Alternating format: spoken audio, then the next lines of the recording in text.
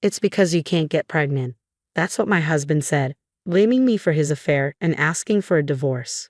I was furious. He thought everything would be settled with the divorce, but he was mistaken. The real drama starts now. My name is Susan. I'm 43 and divorced a few months ago. My ex-husband, David, is 48 and we didn't have any children. Sadly, the reason was on my end, but the original cause was partly David's fault too. We married when I was 33, already close to the age for high-risk pregnancy. I wanted to start trying for a baby as soon as possible. I went to the gynecologist to make sure there were no issues with my health. Unfortunately, David got a big project at work, making it impossible to try for a baby. He was assigned to set up a new branch office in another state and had to stay there during the week, only returning home on weekends. David asked me, "I'll try to come home on weekends, but if we have a kid, you'll be mostly on your own. Are you okay with that?" Not feeling confident about managing alone, I hesitated to answer. We couldn't count on help from our families either, as they lived far away. Believing David's words that he might return in a year, I gave up on trying for a baby for the time being. But his assignment ended up lasting 3 years. When he finally returned, we eagerly started trying to conceive, but with no success. A re-examination at the hospital revealed that my ovarian function had declined, likely due to aging. Though there were options like hormone therapy, the chances of pregnancy were slim. I was devastated but knew it wasn't David's fault. He apologized repeatedly. I suggested that we keep trying naturally and enjoy life, just the two of us, and he agreed. However, David's attitude began to change over time. Seeing families out together, he would say enviously, "That must be nice, the perfect family picture." His words also grew harsher. "There are several single mothers at my work who manage despite everything. They get support from the government. You should have just gone for it," he would say, indirectly criticizing my reluctance. Certainly, such women are increasing, and I respect them very much, but I didn't have the confidence to do it myself. Was it my fault? After about 5 years of tension, David suddenly asked, "What do you think about adoption?" "Adoption? That's out of the blue," I replied. "Well, I know a girl who got pregnant before marriage. Why don't we adopt her baby?" he suggested. Stunned by his bizarre proposal, I was silent until he explained, "I just really want a child." When I heard that girl got pregnant, it immediately came to mind. Adoption, huh? I hadn't considered that, I thought. But something about what he said nagged at me. A girl? An acquaintance? I'd understand if it was a relative, but what does he mean by a young girl acquaintance? Trying to sound casual, I asked, "Oh, so she's young." He replied, "She's just 24, a beautiful girl, so the baby inside her is sure to be healthy and attractive too." Could she be someone from his office? But would a woman in her early 20s discuss such a personal matter with a male boss over 45? Or could she be his mistress? That's when I first suspected he might be cheating. Observing him, I noticed several suspicious behaviors. He was constantly glued to his cell phone, coming home late, wearing underwear I hadn't bought, and faint traces of sweet perfume.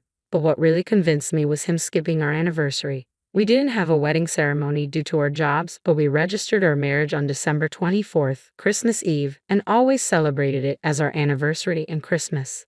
Yet this year, he chose a work party over our tradition. I believed his words that he would come home early and waited alone with the Christmas tree decorated, a cake and Christmas dinner prepared, and a gift for him. It was heartbreaking to wait alone. No response to my numerous calls, he finally contacted me the next morning. His voice sounded too cheerful as he said, "Sorry, I accidentally overslept at a friend's place." I replied, "Okay, I get it. I threw away the cake, Christmas dinner, and your present." He casually responded, "Oh, what a waste. No need to sulk just because I missed our anniversary. I'll make it up to you." I retorted, "No, it's fine. You might as well not come back home. Why not live with the person you were with last night?" He seemed to be still intoxicated or lost in the memories of last night, saying, "Hey, don't say that. Besides, her apartment is small," unknowingly digging his own grave. "I'm going home early tonight, Susan. Forgive me," the old man apologized to me in a brusque tone, which made me want to vomit. That evening, my husband came home with a face as if nothing had happened and again began talking about the adoption. "Let's start the process soon. She wants to decide quickly." I asked, "Why are you so eager to adopt a stranger's child? What about her partner or parents? Can I talk to her or her parents first?" He became flustered and stammered, "That's because, right, the guy ran away." and apparently, she has no parents. I decided to test him. I'm sorry, but I'm not interested in raising a child born from a reckless woman and a foolish man, I said. He blurted out in anger, "What? You're insulting me and Sarah." There, he fell right into my trap. Realizing his affair was exposed, he finally understood. You could have just asked for a divorce, but making me raise your and this Sarah girl's child? That's called cunning. Apparently, Sarah, unable to raise a child but still wanting to give birth, had convinced him of this plan. He said, "It's your fault for not being able to have kids. You should be grateful I'm letting you raise my child." That was it. I snapped and said clearly, "Then let's go to court and see who's right." He lost his temper too. "Fine. I don't want to see your face again. Divorce? Get out." Hearing that, I placed the divorce papers I had received earlier in front of him. Caught off guard, he signed them, unable to back down. I didn't want to spend another second with him. I gathered my essentials, filed the papers, and went back to my parents' house. A week later, he called me. "Your stuff is still here. Pack it up and get out. Take everything." I informed him I'd come with my lawyer over the weekend.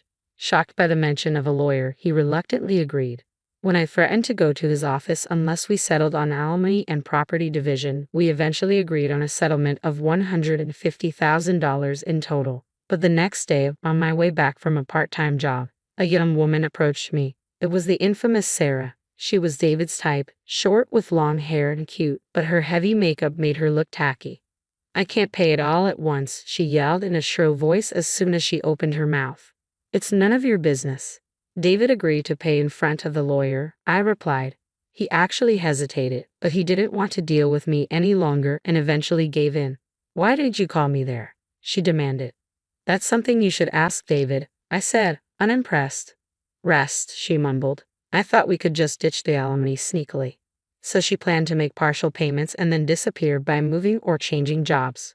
"Well, sorry for you, but you can live in that house, right?" I remarked. "That's David's house, isn't it?"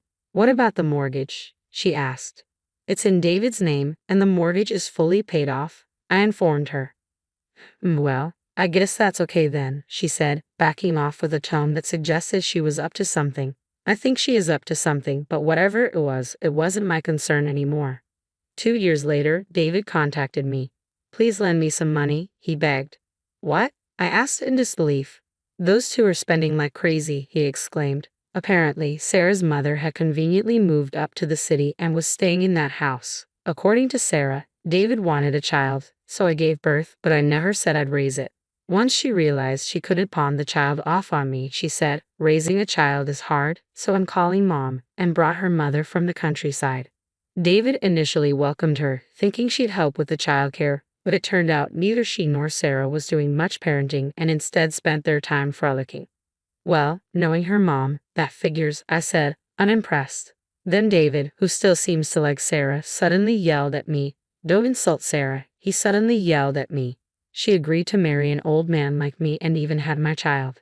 It's all your fault for not being able to have kids," he accused, bringing up the past. "Okay, I can't argue with that, but can I say something?" I asked.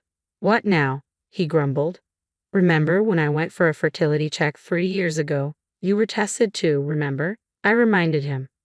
"Yeah, I guess," he recalled.